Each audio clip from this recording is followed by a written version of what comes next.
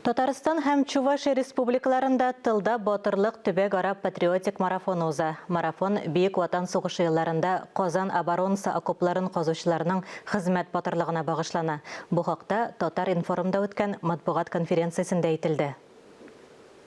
1941 елның чатнама декабрь салкыннарында ныклы тыл булдыруда нигездә авыл хатын-кызлары, балалар катнаша. 10 сәгать җир казуда эшлиләр.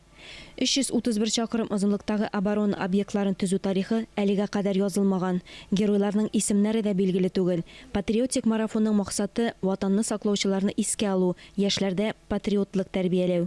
Такие события, они направлены прежде всего на то, чтобы сформировать у подрастающего поколения, у тех, кто постарше, у родителей этих молодых людей, которые будут вовлечены в проект,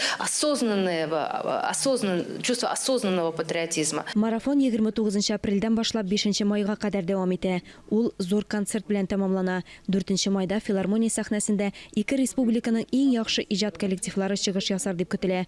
Алия Галиуллина, Гүзәл Зайнакова, Тахир Хәсәнов, Татарстан яңалыклары.